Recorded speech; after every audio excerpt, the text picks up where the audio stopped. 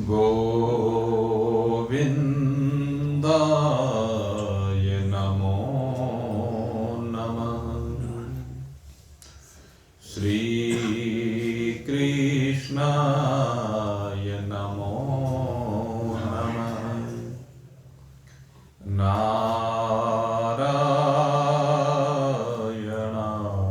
नमोस्तुते।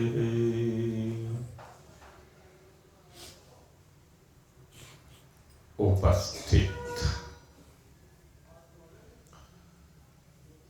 परम प्रिय भगवत रस प्रेमी सज्जन वृद्ध, कल आपके सामने इस विषय को भगवान श्री कृष्ण ने रखा था। जीतात्मनः प्रशांतस्य, जिसने अपने मन पर विजय प्राप्त कर ली है, वही उस परम शांति को प्राप्त करता है। परमात्मा समाहित, जिसके द्वारा वह निर्विकार परमात्मा में स्थित हो जाता है। और इस स्थिति में विराजमानता पर कहते हैं कि जो शीत और उष्ण, अनुकूलता और प्रतिकूलता है, उनसे प्राप्त होने वाला शीतोष्ण सुख दुखे सुख,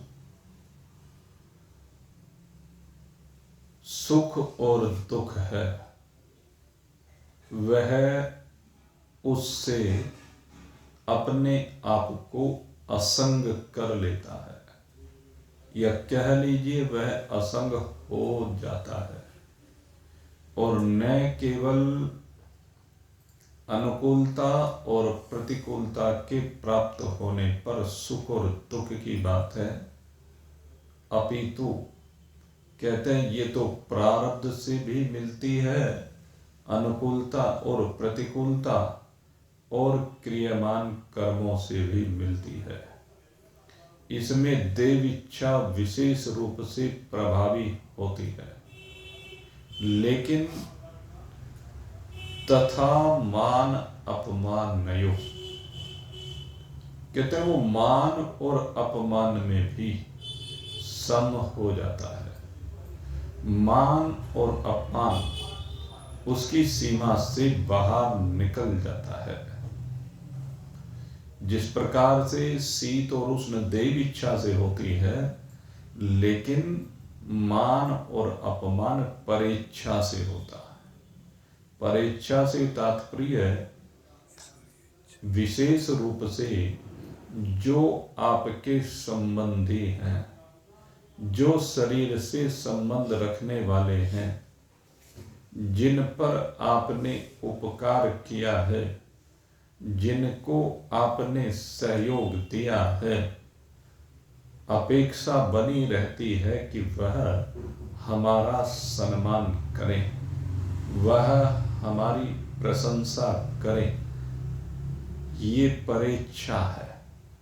आप चाह रहे हैं, लेकिन ये आवश्यक नहीं है कि वह आपका सम्मान करे ही, भले ही आपने उसके लिए तन से, मन से, धन से कितना भी सहयोग किया हो।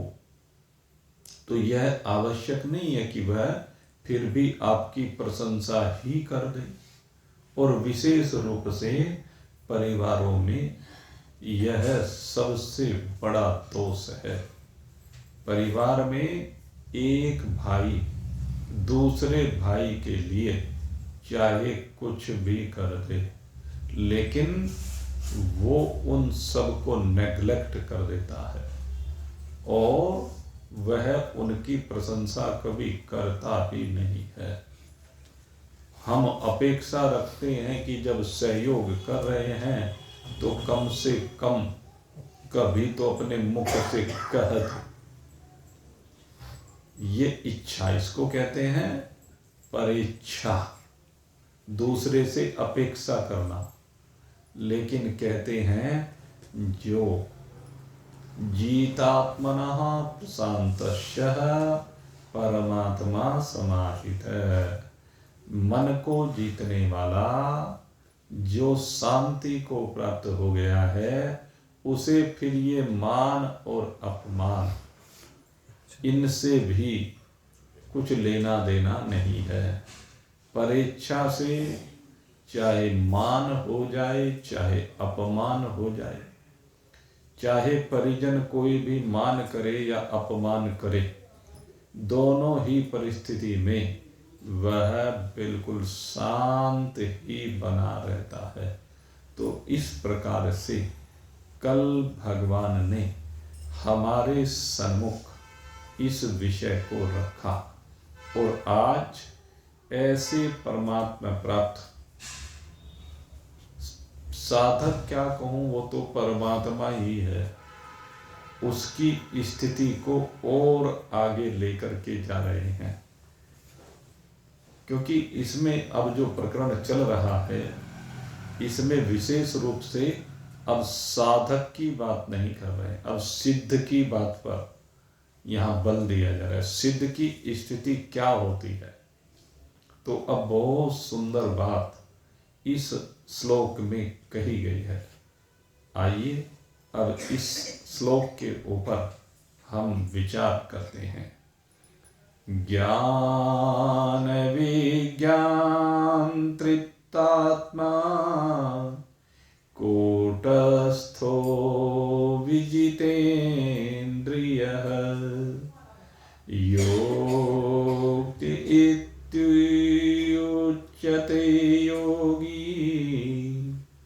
समलोष्ठा समकाञ्चनः।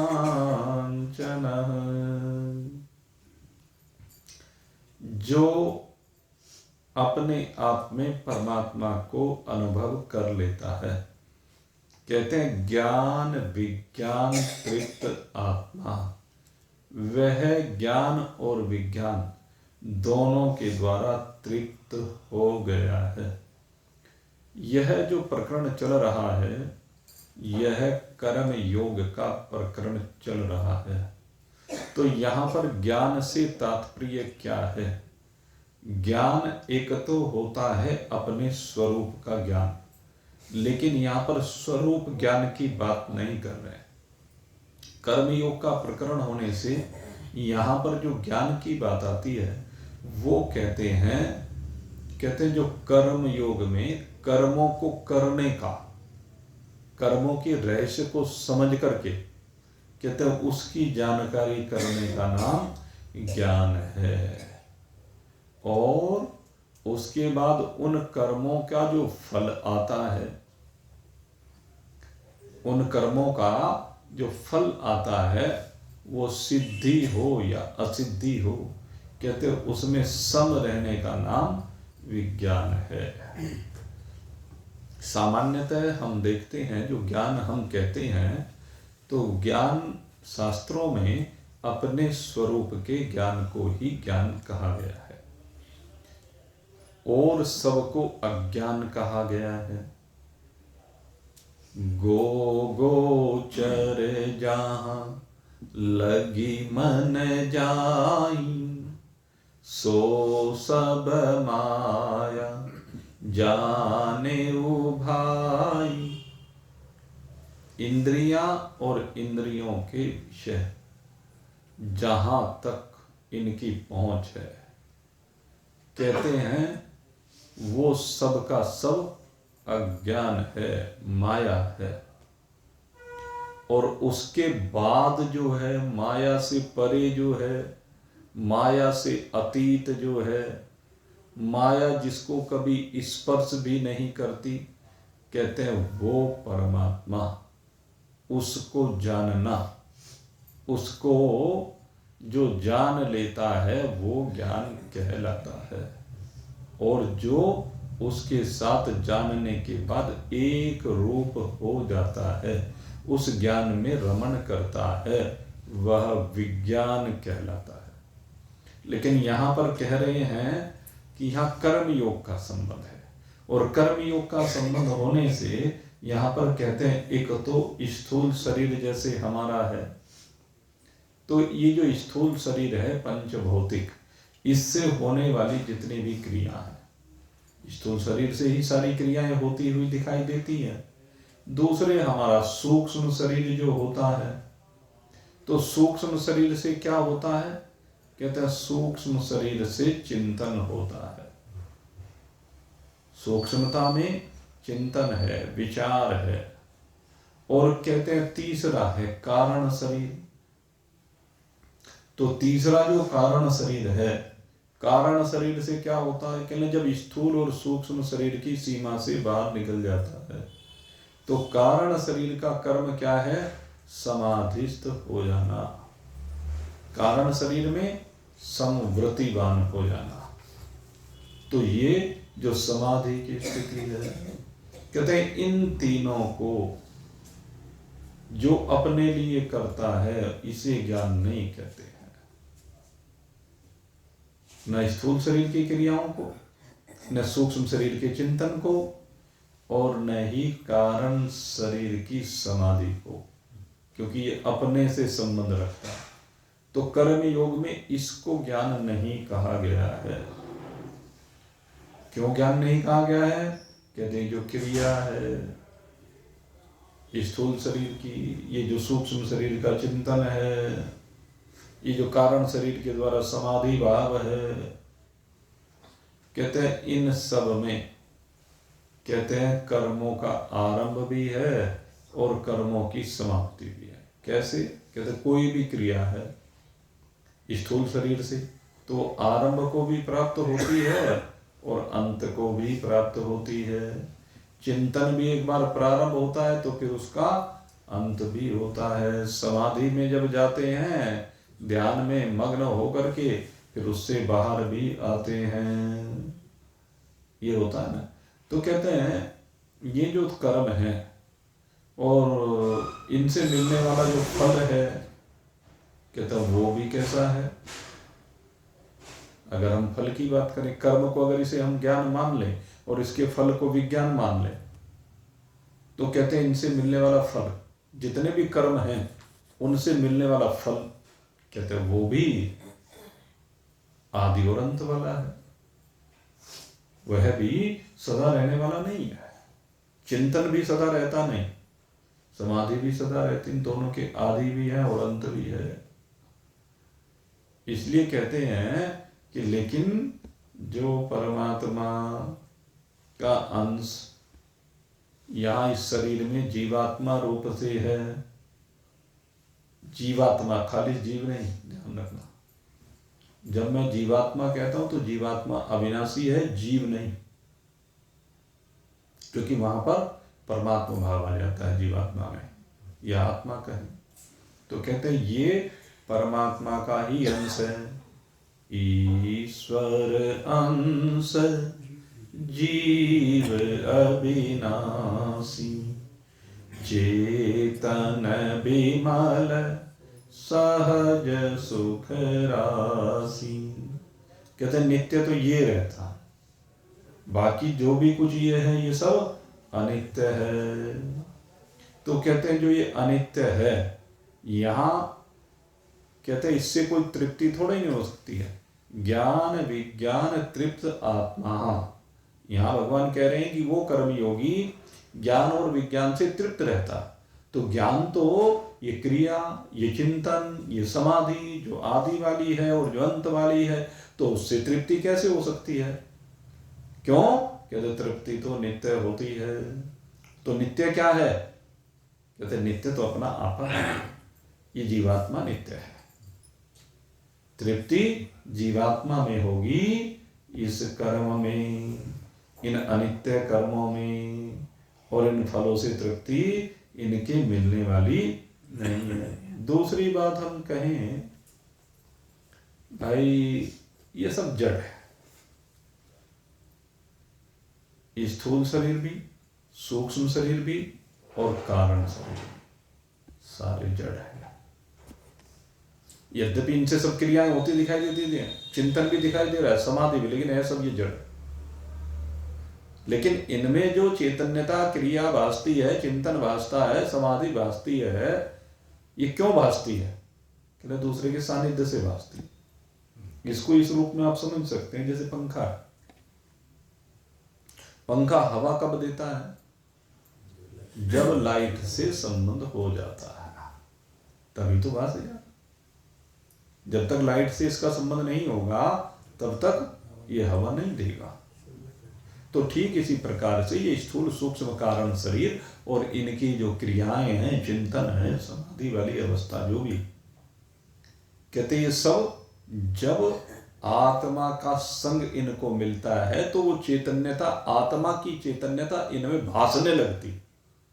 होती वह आत्मा की है, लगती इनमें, लेकिन वास्तव में ये सब जड़ है।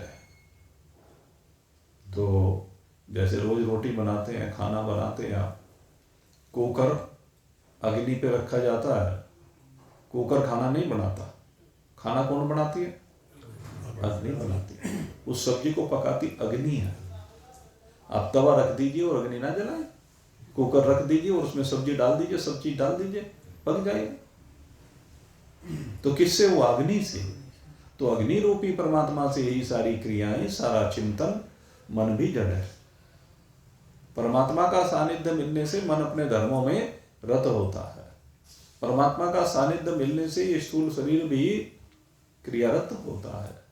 परमात्मा का संग मिलने से ही इस कारण शरीर में ये समाधि की अवस्था भी दिखाई देती है साधन काल में। तो कहते हैं ये जितना भी जड़ पदार्थ हैं, कहने लगे इनसे कैसे तृप्ति मिल सकती है? इनसे किसी को तृप्ति मिलने वाली है नहीं। तो तृप्ति कहाँ मिलेगी? चेतन से मिलेगी तृप्ति, तो नित्य से मिलेगी तृप्ति, तो जो सदा सत्य है उससे मिलेगी तृप्ति। तो हमें यह अनुभव करना है, इस बात को समझना है, ज्ञान को, ज्ञान वाली बात चल रही है। तो ज्ञान क्या है, इसको समझने के लिए हमें इस चीज को समझना होगा कि ये जड़ जो हैं, इनसे हम कैसे तृप्त हो सकते हैं, इन कर्मों से कैसे तृप्त हो सकते हैं। कर्म योग में जितने भी कर्म करने के लिए कहे गए, उनमें असंगता की बात कही हमेशा। उनमें असंगता की क्या बात कहेगी? कि मैं करने वाला हूं ही नहीं, अकर्ता हूं। जब अकर्ता हो जाऊंगा तो मेरे में कर्म कहां भासेगा? विषय यह है। तो इसीलिए कह रहे हैं कि जब ये ठीक से अनुभव हो जाए कि इन कर्मों के द्वारा मुझे कुछ नहीं मिल सकता, तो इसे कहते हैं ज्ञान। ये है कर्मों का ज्ञान। इस स्थूल शरीर की क्रिया से, इस सूक्ष्म शरीर के चिंतन से, इस कारण शरीर की समाधि से मुझे कुछ मिलने वाला नहीं। अब देख लो आप, लेकिन हम तो सब इसी में फंसे हुए हैं। हम तो सदा इसी में लगे रहते हैं। लेकिन न कर्म से कुछ मिलेगा, न चिंतन से कुछ मिलेगा, न समाधि से कुछ मिलेगा। बहुत बड़ी बात यहां पर कही गई है। बल्कि क्या कहते हैं, इनको जानने से मिलेगा। इनको जानने से क्या? ये सब जड़ है और मैं चैतन्य हूं। ये जानना, ये कर्मों का ज्ञान है। ऐसा ज्ञान होने पर ही, जो कहते हैं जब ये ज्ञान हो जाएगा ना, तभी फिर कर्मों की अनुकूलता हो, प्रतिकूलता हो, उनसे प्राप्त होने वाला सुख और दुख हो, जिस कर्म से जो इच्छा रख करके किया जाता है, वो इच्छा की पूर्ति होती हो या ना होती हो, दोनों बात। क्योंकि जब कर्म किए जाते हैं तो उसके पीछे कुछ ना कुछ भाव होता है कि इसके करने से ये होगा। ये तो स्वाभाविक बात है, कुछ भी कर्म करेंगे तो कुछ तो होगा। जब सब्जी को पकाएंगे तो तभी तो पता चलेगा कि ये खाने लायक हुई, उससे पहले थोड़ा ना पता चलेगा। तो रोटी उसके बाद खाई जाती है। तो कहते हैं उसकी पूर्ति हो या वो काम ना हो पाए, दोनों ही बात है। तो कहते हैं पूर्ति और अपूर्ति, अनुकूलता और प्रतिकूलता, उनसे प्राप्त होने वाला सुख और दुख, मान और अपमान, लाभ और हानि, जय और पराजय, जो भी भाव आप कहें, कहते हैं उन सब में सम रहना, ये विज्ञान है। पहले कर्मों की गति को जानना और कर्मों की गति को जान करके ये मानना कि इनसे मेरा कोई भला होने वाला, इनसे मेरा कोई संबंध, ये तो ज्ञान है। और फिर प्रत्येक स्थिति में समता में विराजमान होना, इसको विज्ञान कहा जाता है। कहते हैं जो इस से तृप्त रहता है उसको कहा तृप्त आत्मा, ज्ञान विज्ञान तृप्त आत्मा। तो कहते हैं इस स्थिति में फिर वास्तविकता क्या है, न तो उसके लिए कुछ कर्म करना रह जाता है, न उसके लिए कोई चिंतन करना रह जाता है, न ही उसके लिए कोई समाधि लगानी जरूरी रह जाती है। वो इन सब सीमाओं से बाहर निकल जाता है, क्योंकि जान जाता है कि इनकी गति कहां तक है। और जब इस बात को जान करके सम हो जाता है तो वो तृप्त हो जाता है। फिर अतृप्ति नहीं है, फिर भटकाव नहीं है, फिर भूल नहीं है, फिर भागा दौड़ी नहीं है। जो हो रहा है गुणा गुणेषु वर्तन्तः इति मत्वा न सज्जते। फिर तो क्या होता है कि गुण ही गुणों में बरत रहे हैं। गुण माने कारण शरीर, ये गुण जो है ये कारण शरीर ही गुण है। तो गुणा गुणेषु वर्तन्ते, गुण ही गुणों में बरतते हैं। गुणों के कारण ही प्रकृति में जो भी खेल देखने में आ रहा है उस सब का हेतु गुण ही है। और आप देखते हैं जब भी कोई व्यवहार होता है तो कोई सतोगुणी क्रिया को करता है तो सामने वाला प्रत्युत्तर में सतोगुणी भाव भी रख सकता है, रजोगुणी भी रख सकता है और तमोगुणी भी रख सकता है। आपने कोई भी कार्य अच्छे भाव से किया तो हो सकता है वो अगर सतोगुणी भाव का व्यक्ति होगा तो उस कर्म में सहयोगी बनेगा, प्रशंसा करेगा और सहयोग करेगा। जैसे मान लीजिए किसी व्यक्ति ने कोई शुभ कर्म करने का बीड़ा उठाया और शुभ कर्म करने का बीड़ा उठाने पर दूसरे संबंधित व्यक्ति को, चाहे वह मिलने वाला है या ना मिलने वाला है, उसको पता चला कि वह बड़ा अच्छा कर्म समाज में होने जा रहा है तो मेरे को सहयोग करना चाहिए। तो उसके अंदर भाव आया और उसने भी आगे बढ़ करके सहयोग कर लिया। तो वो क्या है, उससे पता चलता है कि वहां पर सतोगुणी प्रतिक्रिया हुई है, गुण। दूसरी बात ये जरूरी नहीं है कि दूसरा जो व्यक्ति है अब सोचा कि भाई ये मिलने वाला कोई अच्छा कार्य कर रहा है।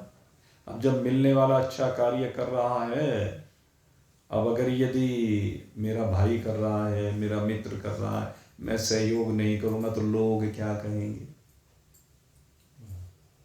वो ये अच्छा कार्य कर रहा है इसलिए मेरे को सहयोग करना चाहिए, ये नहीं। उसके मन में भाव क्या आ गया, अगर मैं इसको सहयोग नहीं करूंगा तो लोग क्या कहेंगे। भाई जब इतना अच्छा बीड़ा उठाया है, मंदिर बन रहा है, भंडारा हो रहा है, कथा हो रही है, गरीबों को वस्त्र दिए जा रहे हैं, अन्न दिया जा रहा है, चिकित्सा दी जा रही है, यही सब शुभ कर्म होते हैं। और जो भी अन्न जल की व्यवस्था जिस तरीके से भी, तो कहते हैं अगर मैं सहयोग नहीं करूंगा सामर्थ्यवान होने के बाद भी, तो लोग क्या कहेंगे, कोई क्या कहेगा। ये जब भाव मन में आ जाता तो इसको कहते हैं, इस भाव से संयुक्त होकर के सहयोग करने पर कि सामने वाले का रजोगुणी भाव बन गया, तो वहां पर क्या भाव आया, रजोगुण। और तीसरी बात ये है, कहने लगे पागल है, पागलों की जमात इकट्ठी हो रही है, कहने लगे इसके पीछे पीछे भी लोग पता नहीं क्यों धक्के खाते फिरते हैं, अपने माल का नाश कर रहे हैं। इतने रुपए में तो घर में पता नहीं क्या आ जाएगा। इस तरह के लोग भी होते हैं ना, जितना रुपया मंदिर में लगा रहे हैं, जितना रुपया धर्मशाला में लगा रहे हैं, जितना रुपया कथा में लगा रहे हैं, जितना रुपया भंडारे में लगा रहे हैं, जितना रुपया हॉस्पिटल में लगा रहे हैं, जितना रुपया गरीबों को बांट रहे हैं, कहने लगे इतने में तो पता नहीं क्या हो जाएगा, घर में 100 सुविधाएं हो जाएंगी। तो ऐसा जिसकी वृत्ति होती है, ये भाव उसके अंदर आने के बाद उसकी जो प्रतिक्रिया आती है वो उस कार्य का विरोध करता है, और जो विरोध करता है तो वो तमोगुणी भाव वाला हो जाता है। तो ये सब गुणों का खेल है, सतोगुणी भाव भी आता है, रजोगुणी भाव भी आता है, और तमोगुणी भाव भी आता है। तमोगुणी भाव सबसे विनाशक भाव होता है। तमोगुणी व्यक्ति के आंखों पर पट्टी बंधी होती है, और वो पट्टी बंधने के कारण से बस पशुवत जीवन को जीता है। उसका जीवन कैसा है, पशुवत जीवन है।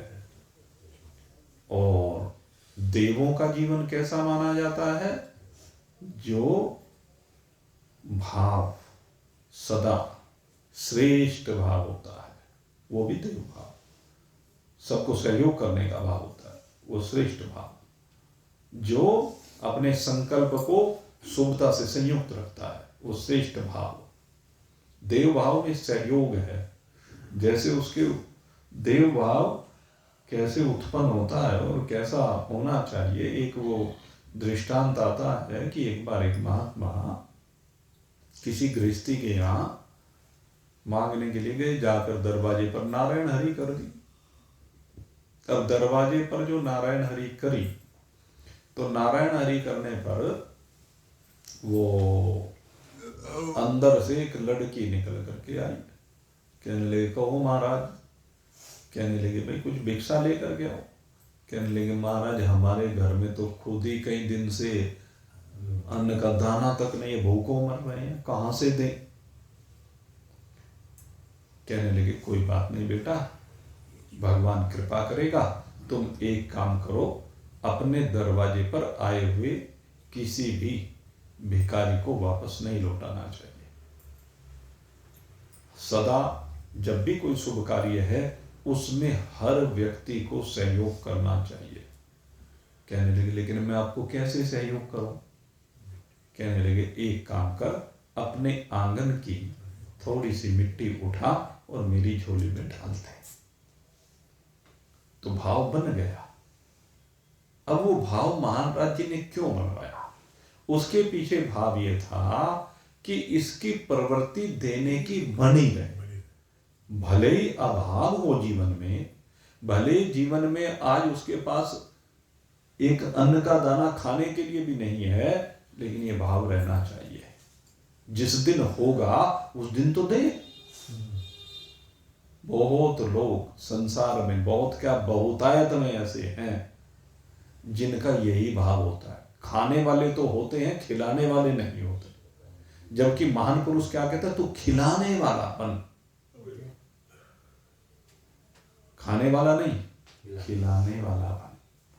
इसलिए खिलाने वाला कौन है, जो हर कार्य में कुछ न कुछ सहयोग करता है। जब भी कोई शुभ कार्य को देखें तो शुभ कार्य को कहीं भी होता देखें तो अपने आप ही बढ़ करके कुछ भी सहयोग करें। भंडारा हो रहा है, देखो भाग किसी शुभ कार्य में अपना भाग कैसे दिया जा सकता है। एक बार एक हमने प्रसंग एक महान पुरुष से सुना कि एक महान पुरुष ने एक बहुत बड़े यज्ञ का आयोजन किया, और जब बहुत बड़े यज्ञ का आयोजन किया तो एक बड़े त्यागी तपस्वी वैरागी महात्मा थे। उन्होंने अपने एक शिष्य को निमंत्रण पत्र देकर के उनके पास भेजा कि जाओ और उनको निमंत्रण पत्र देकर के आओ और कहना कि जी हमें आपके सहयोग की आवश्यकता है, आप आए, आपके दर्शन से हम कृतार्थ हो जाएंगे। तो वो निमंत्रण पत्र लेकर के आया। तो निमंत्रण पत्र लेकर आने के बाद उन महाराज जी ने कहा, भाई देखो आने में तो मैं असमर्थ हूँ, मेरी कुछ मजबूरी है, क्योंकि कई बार ऐसा हो जाता है कि भाई बड़े भाव के साथ बुलाया भी जाता है लेकिन फिर भी नहीं जा पाते। तो कि उसके लिए तो मुझे क्षमा करना, और मैं ये चाहता हूँ कि जब इतना बड़ा यज्ञ हो रहा है तो कुछ ना कुछ सहयोग अवश्य हमारी ओर से भी होना चाहिए। वो अंदर गए अपनी कुटिया के और एक छोटी सी पुड़िया लेकर के आए, और उस पुड़िया को उन्होंने उस शिष्य को दे दिया, और शिष्य को देकर के कहा कि महाराज जी से कहना कि मैं आने में असमर्थ हूँ, लेकिन ये सहयोग भेजा है, और ये आप ऐसा करना कि यज्ञ में ये सब तक पहुँच जाए, ऐसा कार्य कर देना। मेरा ये सहयोग सबके पास पहुँच जाए। कहने लगे ठीक है भाई। अब वो शिष्य विदा लेकर के चला गया और पहुंचा। कहने उन्होंने क्षमा याचना की है, और किसी कारण वो उपस्थित शरीर से तो नहीं रह सकते लेकिन मन से यज्ञ में उपस्थित हैं, और उन्होंने ये भेंट भिजवाई है, पुड़िया महाराज जी को दे दी। महाराज जी ने उस पुड़िया को लिया, बड़े श्रद्धा के साथ, बड़े प्रेम के साथ उस पुड़िया को लिया, और पुड़िया को लेकर देखा क्या उसमें 2 इलायची दी हुई थी। उन्होंने देखा, महाराज जी ने क्या किया, कहने लगे यज्ञ में ये 2 इलायची जो दी हैं, कहते इनका प्रसाद सबको मिल जाए, सारी सृष्टि के लिए लाभान्वित हो। अब महाराज जी कहने लगे जो उनकी आज्ञा है मैं सिरोधार्य करता हूँ। और वो 2 इलायचियों की जो यज्ञ हो रहा था, अग्निहोत्र जो यज्ञ हो रहा था, वो 2 इलायचियों की आहुति देती। अब यज्ञ में जब वो आहुति दी गई तो उन इलायचियों का जो धुआं था वो निकल करके सारी सृष्टि में प्रवाहित हो गया। तो ये दृष्टांत हमें बताता है कि जब भी कोई शुभ कार्य हो रहा है उसमें हम अपना भाग जरूर समर्पित करें। किस रूप में, मान लीजिए कहीं भंडारा हो रहा है, भंडारे में हमारा वैसे तो मिजान है नहीं, लेकिन हम किस रूप में कहते हैं एक काम करें, घर से 2 मुट्ठी चावल लेकर के जाएं, अनाज लेकर के जाएं, और ले जा करके वो वहाँ जो भी भंडारा है उसमें दे दें। अब वो जो चावल है, वो जो आटा है, उसमें सारे में मिल जाएगा। अब सारे में मिल करके उसका अंश न जाने किस किस के साथ पहुंचेगा। सहयोग की भावना, बात है सहयोग की भावना। अन्न का एक दाने का भी अगर सहयोग किया गया तो वो अन्न का एक दाना भी सार्वभौम हो जाता है। अनेक दृष्टांत आपको इस विषय में सुनाए हुए हैं। तो ये सब प्रकृति का खेल है। लेकिन अब जिस ज्ञान विज्ञान तृप्त आत्मा की बात हम कर रहे हैं, कहते उसका इन सब से भी कुछ संबंध नहीं है, यद्यपि उसके शरीर से ये सब कुछ होता रहता है। ऐसा नहीं कि होता नहीं, होता सब कुछ रहता है, लेकिन वो इसमें लिप्त नहीं होता। इस सब के होने में परमात्मा को कारण मानते हुए, प्रकृति को कारण मानते हुए, अपने को इसका जानने वाला, वो इस सब को जानने वाला है, इस सब को देखने वाला है, और इस सब से सदा ही अपने को अलग अनुभूत करता है। ऐसा महान पुरुष के बारे में कहा है, ज्ञान विज्ञान तृप्त आत्मा। वो इस ज्ञान से संयुक्त रहता है और सदा समवर्ती होने से सदा उस विज्ञान में रमण करता है और वह सदा ही तृप्त रहता है। अब आगे भगवान कहते हैं कूटस्थ हो विजितेंद्रिय। अब यहां पर कूटस्थ शब्द कहा गया, तो कूटस्थ को समझने के लिए कूटस्थ जो है, कूटस्थ का जो भाव होता है जैसे कूट कूट करके भर दिया जाए। कूटस्थ क्या होता है? कूट कूट करके भरा हुआ होता है। और इसमें लोहार के अहिरण का दृष्टांत दिया जाता है विशेष रूप से। लोहार का अहिरण क्या होता है? आपने देखा होगा जो लोहार होता है वो जितने भी अस्त्र शस्त्र कुछ भी बनाए तो एक लोहे का बड़ा सा पिंड होता है और वो उस पर रख करके ऊपर से हथौड़े बजाता है, लेकिन वो ज्यों का त्यों बना रहता है। जो उस पर बनाया जाता है वो तो विकारी तो होता है, चोट मारने पर उसमें फैलाव होता है, लेकिन वो जो अहिरण है वो ज्यों का त्यों बना रहता है। इसको कहते हैं कूटस्थ। तो कहते हैं इसी प्रकार से परमात्मा, परमात्मा सारे जगत में भरा पड़ा है, सारे संसार में परमात्मा भरा हुआ है, लेकिन वह कूटस्थ है। कूटस्थ माने निर्विकार है, वो सब जीवों के अंदर भरा हुआ है। मान लीजिए हम सब बैठे हुए हैं यहाँ पर, हम सब के अंदर परमात्मा कूट कूट करके भरा हुआ है, ओत प्रोत है सब में परमात्मा। और हमारे अंदर भी है, बाहर भी है, ऊपर भी, नीचे भी, दाएं भी, बाएं भी, सर्वत्र परमात्मा। लेकिन परमात्मा की एक विशेषता क्या है? कहते हैं परमात्मा हमारे कर्मों से जुड़ता नहीं है। शरीर में है तो, लेकिन शरीर जो भी स्थूल शरीर कोई भी कर्म करे, सूक्ष्म शरीर किसी भी प्रकार के संकल्प विकल्प से संयुक्त होकर के चिंतन मनन आदि करे, और कारण शरीर में समाधि भाव कुछ भी हो, कहने लगे कुछ भी होता रहे, लेकिन परमात्मा को कुछ भी लेना देना इन सब से नहीं है। परमात्मा इन सब परिस्थितियों में सदा ही असंग है। परमात्मा में सदा असंगता विराजमान रहती है। परमात्मा में कोई भी लिप्तता नहीं है। परमात्मा बिल्कुल इन सब दोषों से विरहित है। आकाश में कितना ही शब्द होता है, परमात्मा को किसी शब्द से कुछ लेना देना नहीं है। कितना ही स्पर्श वायु करती रहे, परमात्मा को कुछ लेना देना नहीं है। अग्नि कितने ही रूपों में प्रकट होता रहे, ये जितने भी रूप दिखाई दे रहे हैं संसार में सब अग्नि रूपा है, अग्नि के अलावा और कुछ नहीं है। कहते हैं लेकिन परमात्मा को कुछ लेना देना। संसार में कितना रस बह रहा है, सब शरीरों की जिह्वाओं में न जाने कितने प्रकार का रस विराजमान है, कितना प्रकार का रस शरीरों में बह रहा है, कितने प्रकार का रस इस संसार में बह रहा है, प्रकृति में बह रहा है, किस किस रूप में बह रहा है, लेकिन परमात्मा को उस रस से कुछ लेना देना। कितने प्रकार की गंध प्रत्येक वस्तु में विराजमान है। आप देखें हर वनस्पति की गंध अलग तरह की होगी। और आपको बताएं जितने हम सब के शरीर है ना, हम सब के शरीरों में भी गंध विराजमान है। सूंघ कर देखें किसी के शरीर को तो शरीरों में से गंध आती हुई दिखाई देगी सबके।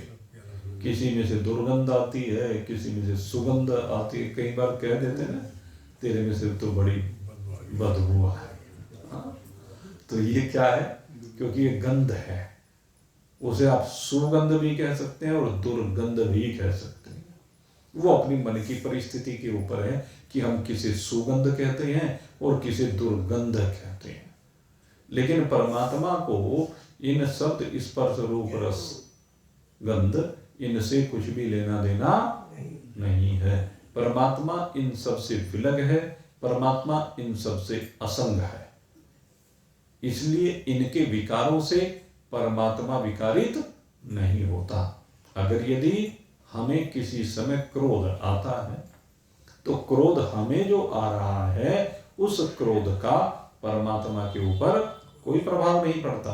हमें जब क्रोध आ रहा है तो शरीर भले ही चाहे जलने लगे, शरीर ये होता है ना कि अग्नि निकल रही है ये शरीर में, तो शरीर से भले ही चाहे अग्नि निकलती हुई दिखाई दे, लेकिन परमात्मा को न तो उस अग्नि से कुछ लेना देना है। जैसे अब सर्दी पड़ रही है तो सर्दी में शरीर ठंडा हो रहा, लेकिन परमात्मा कभी ठंडा नहीं होता। गर्मी पड़ेगी आगे तो परमात्मा उस गर्मी से गर्म नहीं होगा। परमात्मा में यही एक रास्ता है, परमात्मा में यही निर्विकारता है। परमात्मा सदा ही सम है। परमात्मा में ये ऊंचाई नीचाई ये कुछ भी नहीं है। परमात्मा इन सब दोषों से विरहित। ये सब क्या है? दोष हैं, लेकिन परमात्मा इन सब से बिल्कुल विलग है। तो कूटस्थ को समझ गए। कूटस्थ माने जो निर्विकार है, किसी भी प्रकार से जो विकारित नहीं होता है।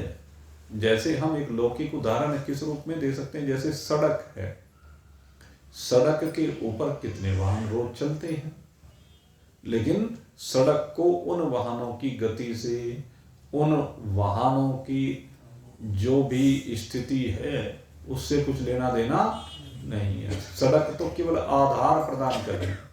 ऐसे ही परमात्मा केवल आधार प्रदान करता है, लेकिन परमात्मा को कुछ भी लेना देना नहीं है।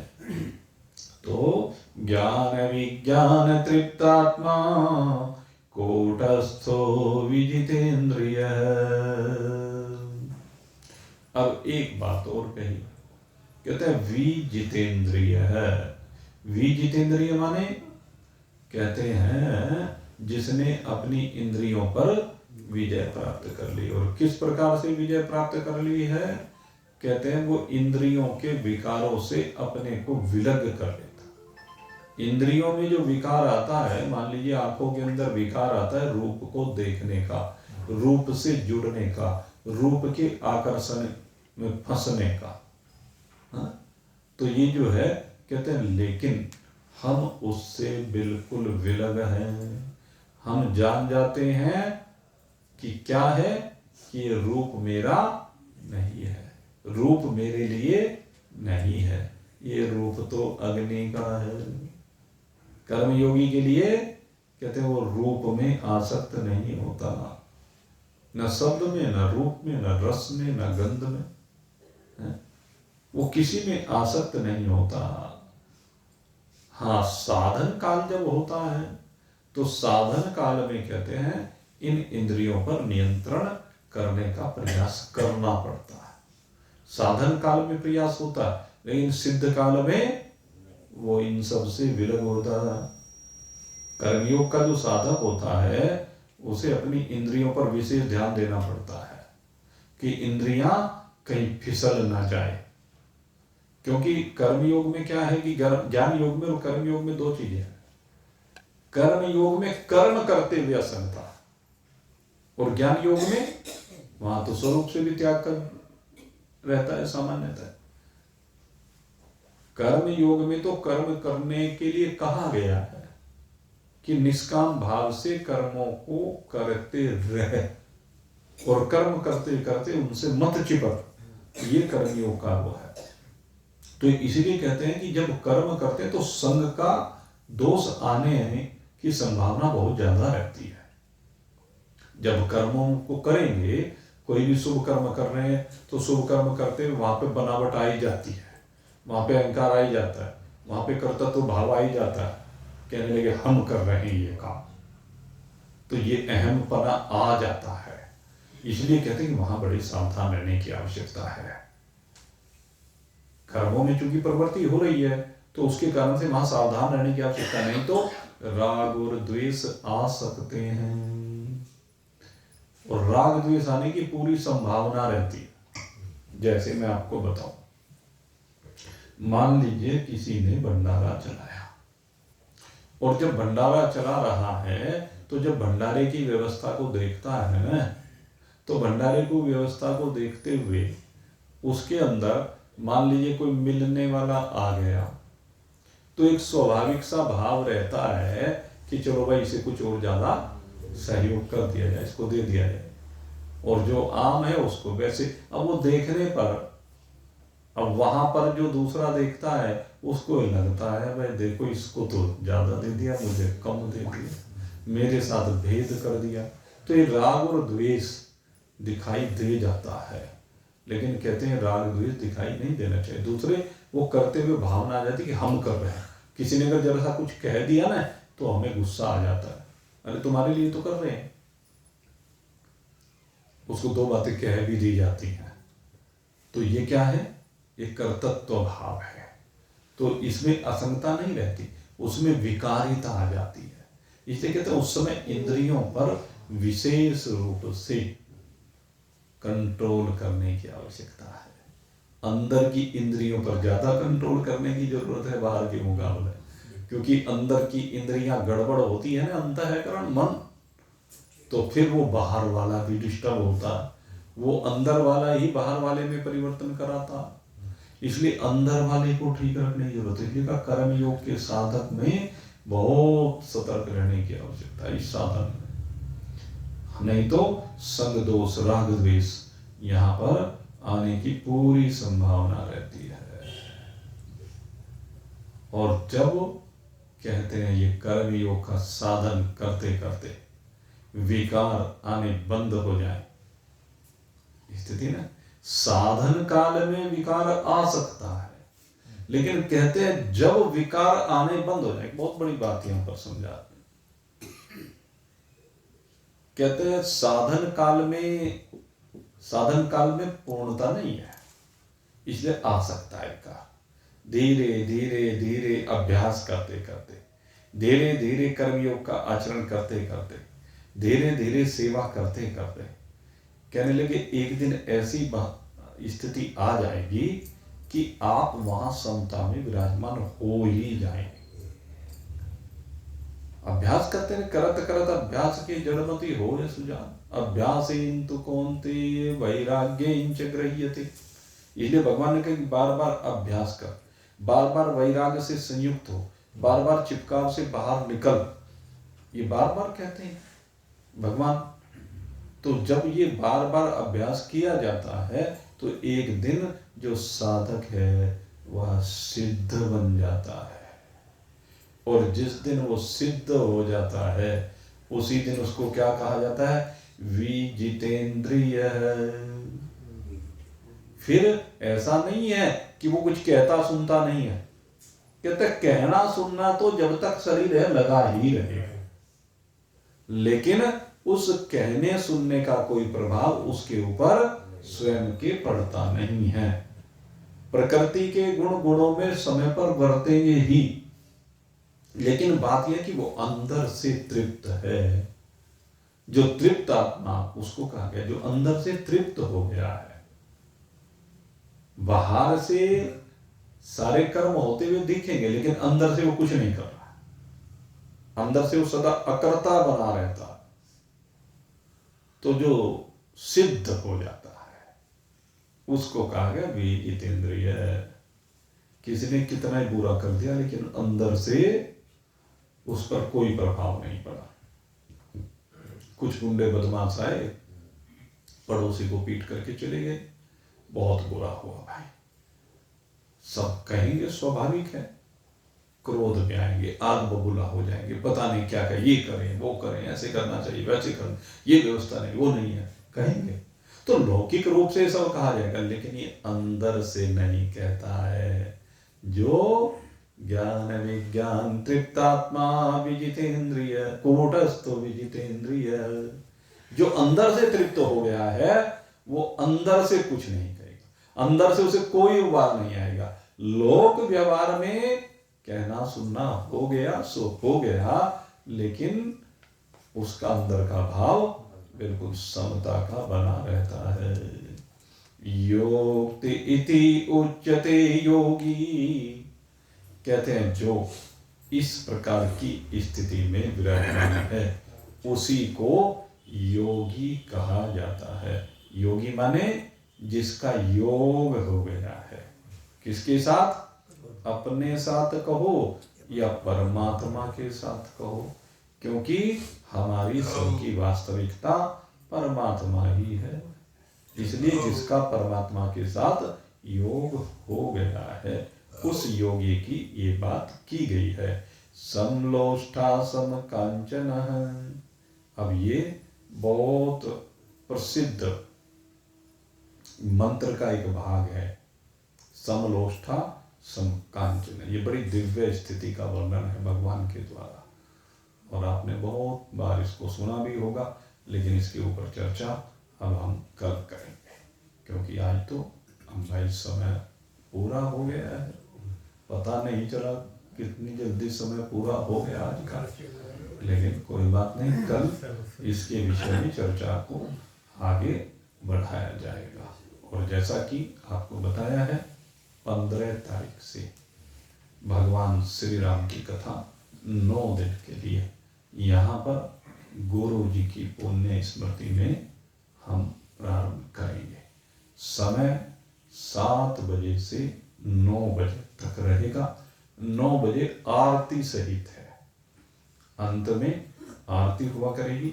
प्रारंभ में हम 15 तारीख को गुरु जी का पहले पूजन करेंगे विधिवत, और वो ठीक 7 बजे प्रारंभ करेंगे। तथा भी प्रयास यही रहेगा कि 7 बजे ही कथा प्रारंभ हो जाए। किसी का कोई भजन वगैरह का कार्यक्रम है तो वो पहले 7 से पहले, तो पहले। और 15 तारीख है आ रही है निकट ही, अब तो बीच में 3 दिन रह गए, लेकिन 12, 13, 14 सत्संग करेंगे 2 दिन, 12 और 13 में। आज ही आपको बता देता हूँ, क्योंकि 14 को फिर थोड़ा सा समय चाहिए, ठीक है। तो 14 का विश्राम रखेंगे और 15 से श्री राम कथा प्रारंभ करेंगे। बोलिए सच्चिदानंद भगवान की जय।